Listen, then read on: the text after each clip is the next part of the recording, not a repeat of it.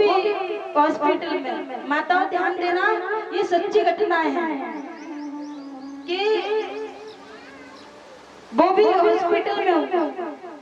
तो मैयाओं, डॉक्टर ने आकर के कहा कि देखिए तुम्हारे बेटा तो हुआ है पर उसकी एक आंख नहीं है। मैयाओं कि उसकी एक आंख नहीं है। तो मैया बोली डॉक्टर से कि डॉक्टर साहब एक आंख ना है तो कोई बात ना है तो मेरा लाला, मेरे जिगर का टुकड़ा, कोई बात नहीं। तो डॉक्टर ने जवाब दिया कि देखिए अगर ये बालक, अगर इस बालक को तुम आंख दो तो इसके आंख आ सकती है। पिताजी से कहा, बच्चे के पिताजी से कहा कि अगर तुम आंख दे सकते हो तो तुम्हारे बेटे की आंख वापस आ जाएगी। मैया पिताजी ने इनकार कर दिया कि देखो मैं तो बाहर रहता हूँ, मैं नहीं दे सकता, अगर इसकी माँ से पूछ लो अगर ये दे दे। तो मैया ने कहा कि देखिए डॉक्टर साहब अगर मेरे बेटा की दोनों आंखें नहीं होती तो मैं अपनी आंखें दोनों निकाल करके दे देती, ये तो एक आंख की बात है। कहती है मैया। माताओं जब कहा तो जब इतनी बात बोली, बच्चों इधर बैठो जाके।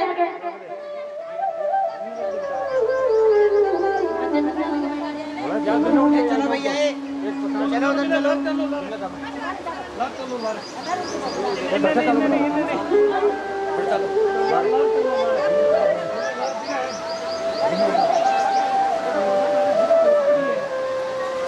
परीक्षक महाराज जी, मैं धर्म पत्नी कहाँ बैठ जाओ। भैया जी बैठ जाओ, सभी बैठ जाओ। इधर कहने लगे हैं कि देखिए मैया ने जवाब दिया कि अगर मेरे बेटा की दोनों आंखें नहीं होती तो मैं दोनों आंखें दे देती, ये तो एक आंख की बात है, मैं दे दूंगी। मैया ने कह दिया। मैया ने आंख दी, बेटा की ऑपरेशन कराया बेटा का, तो आंख वापस आ गई। 1 साल के बाद पिता एक्सीडेंट में मारा गया। माता जब एक्सीडेंट में मारा गया तो मैया झाड़ू पोछा करके उस बच्चे का गुजारा करती थी। बच्चे को पालना पोषण बहुत खर्चा होते हैं, आप भी जानते हो। घर घर में जाकर के झाड़ू पोछा किया करती थी, जब जाकर के बच्चे का गुजारा होता था, अपना गुजारा होता था। आज बच्चे को अच्छे स्कूल में पढ़ाया लिखाया, बच्चे ने 10वीं क्लास में पहुंचा है। जब 10वीं क्लास में पहुंचा तो माँ रोज छोड़ने के लिए जाया करती थी। माताओं तो एक दिन जब माँ छोड़ने के लिए स्कूल में पहुंची है तो संग के बच्चे लड़का के दोस्त बोले कि नोरे ये बता जो तेरे साथ में ये काली सी आती है कौन है, ये तेरी माँ है क्या? और ऊपर से ये काली भी है, काली भी है और काली भी है। मैया बच्चा बोला हाँ ये मेरी माँ है। अरे तू तो अच्छा खासा ऐसा लगता है अच्छे खासे घर से आता है, अच्छे खासे कपड़े पहन के आता है, और तेरी माँ एक भिखारी जैसी लगती है। कहती है अरे कहते ना जाकर के अपनी माँ से कि कल से तुझे छोड़ने के लिए नहीं आई। जवाब दिया हमारा सारा का सारा दिन खराब जाता है, मना करते ना कि कल छोड़ने के लिए कल से नहीं आई। मैया बेटा घर वापस पहुंचा, जाकर के मैया से बोला माँ कल से तू मुझे छोड़ने मत। बच्चे ना मेरा मजाक उड़ाते हैं, मेरा मजाक बनाते हैं, तू मुझे छोड़ने के लिए मत जाना। मैया ने कहा बेटा ठीक है मैं नहीं जाऊंगी मगर तू अच्छे से जाया करना। बेटा बोला ठीक है माँ। आज उस बच्चे को पढ़ा लिखा करके 12वीं पास किया, फर्स्ट नंबर आया है बच्चा, कॉलेज में फर्स्ट नंबर आया। अब मैया ने विदेश में भेज दिया पढ़ने के लिए अपने बेटा को। जब विदेश में भेजा है तो पहले तो माँ 2-4 घरों में जाकर के झाड़ू पोंछा किया करती, आज माँ 40-40 घरों में जाकर के झाड़ू पोंछा किया करती है कि मेरा बच्चा पढ़ लिख करके डीएम बन जाए, पढ़ लिख करके डीएम बन जाए। अगर डीएम बन जाएगा तो मुझे किसी के घर में काम करने की जरूरत नहीं पड़ेगी। आज मैया 30-40 घरों में जाकर के झाड़ू पोंछा किया करती है मेरी माता। अब वो बच्चा जाकर के मैया डीएम बन गया विदेश में जाकर। जब डीएम बन गया तो 1 साल के बाद पत्र आया मेरी माता। तो उस पत्र में लिखा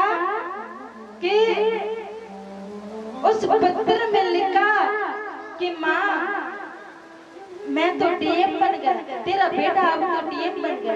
आज वो मैया नाचने लगी है, गाने लगी है, बेटा बैठ जा, है ना, गाने लगी है, पूरे गांव में लड्डू बंटवाने लगी है। इतनी खुश होने लगी है कि अरे अब तो मेरा बेटा डीएम बन गया, अब मुझे किसी के घर में झाड़ू लगाने की, बर्तन मांजने की जरूरत नहीं पड़ेगी। इतनी मैया नाच रही है, गा रही है मेरे महाराज। आज पूरे गांव में लड्डू बंटवाए। 1 साल के बाद दोबारा से फिर पत्र आया। जब दोबारा से पत्र आया मेरे माताओं तो उसमें लिखा कि माँ मैंने तो शादी कर ली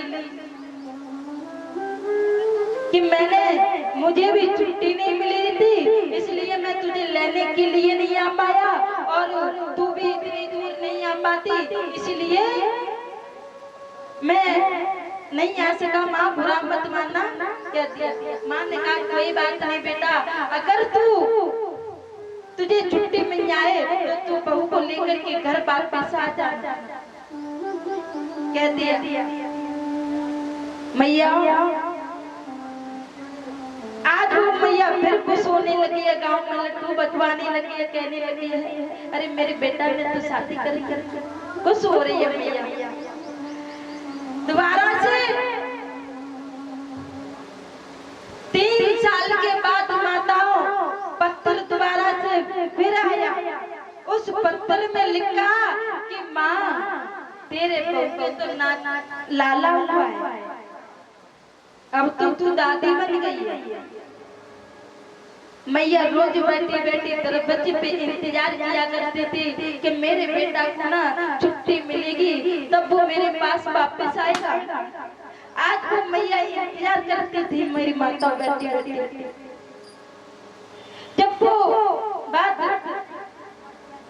इधर पत्र आया तो मैया फिर से, अब वो मैया पे रहा नहीं जा रहा, कह रही है अरे मेरी शादी हुई तो कोई बात नहीं, नौकरी के लगी तो कोई बात नहीं, आज मेरा बेटा अब वो मैं तो मिलने के लिए जा रहा हूँ। जब कहते हैं ना मैया ने बच्चे के लिए खिलौने लिए और जब बच्चे के लिए खिलौने लिए और बहू के लिए वस्त्र लिए हैं मेरी माताओं, और अपने बेटे के लिए कपड़े लिए हैं, एक पोटली में बांध करके चली है वो मैया उसी पते पर जो पत्र मैया पे आया था, वही पत्र लेकर के मैया चली है अपनी पोटली को लेकर के। आज वो मैया कहते हैं ना मेरी माताओं कि पूरी बड़ी माताओं के अंदर कभी छल कपट नहीं हुआ करते हैं। वो कभी ये नहीं सोच सोचती कि हमने ये कैसे कपड़े पहन रखे हैं, कैसा क्या कर रखा है। वो अगर पोटरी में लेके जाती तो पोटरी में पहले की माता आज भी है। ऐसी बातें उनके अंदर कभी छल कपट नहीं हुआ करता है मेरी माता। जब वो मैया पोटरी को लेकर के पहुंची है डीएम के बगले के पास, तो वहां पर दरवाजे पे चौकीदार खड़ा हुआ था मेरी माता। चौकीदार से जाकर के कहा कि देखिए भैया, वो मेरा बेटा ना डीएम है, उससे मुझे मिलना है। चौकीदार ने धक्का मार दिया, माँ जमीन पर गिर पड़ी। जब मैया जमीन पर गिर गई तो उठ करके धीरे से पत्थर निकाल करके दिया है चौकीदार को। कहा कि देखिए ये मेरे बेटा मेरे लिए रोज साल में पत्थर भेजता था, ये पत्थर देखिए। जब वो चौकीदार ने वो पत्थर देखा तो मैया वो बोला, अरे ये तो सांप की राइट है। क्या दिया, अरे जाओ मिलने के लिए चली जाओ। जब मैया मिलने के लिए मेरी माता जब पहुंची बंगले में तो डीएम अपने कमरे में बैठे हुए थे और बच्चा पालना में झूल रहा था और बहू रसोई में खाना पका रही थी। इधर मैया गई तो जाकर के लाला पालना में झूल रहा था, जाकर के गोदी में उठा लिया, अपने सीने से लगा लिया।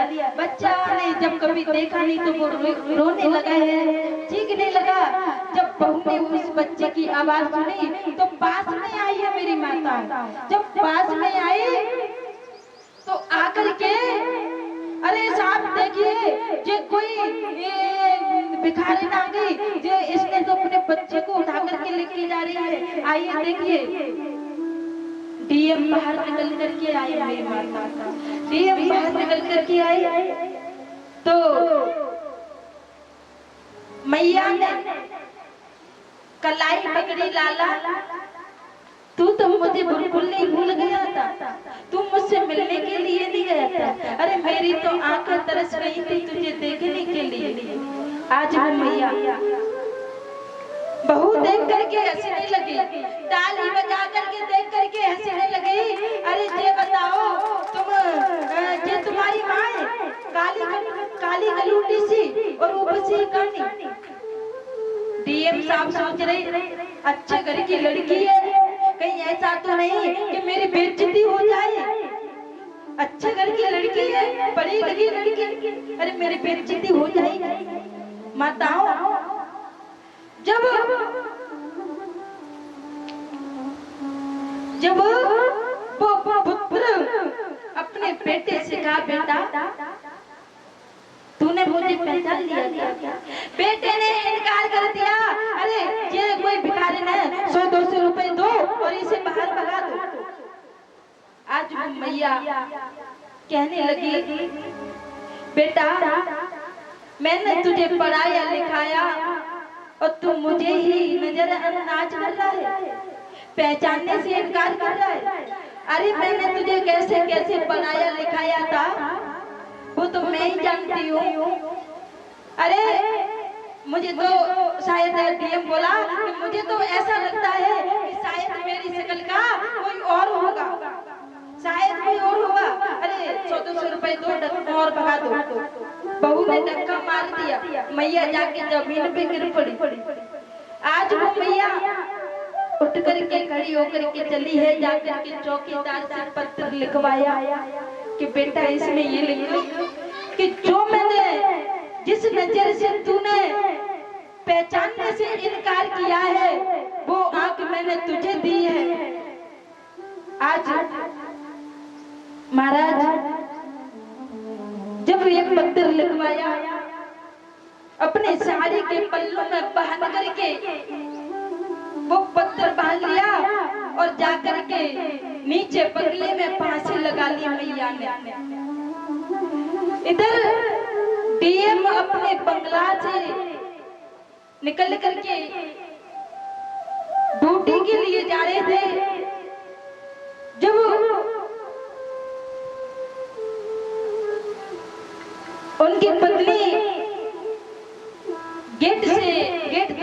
छोड़ने के लिए जा रहे थे तो बहू ने देखा, अरे साहब देखिए वो जो भिखारिन अभी आई थी वो उसे तो कहीं दूसरी जगह मरने के लिए जगह नहीं मिली, इसने तो अपने बंगले में ही फांसी लगा ली।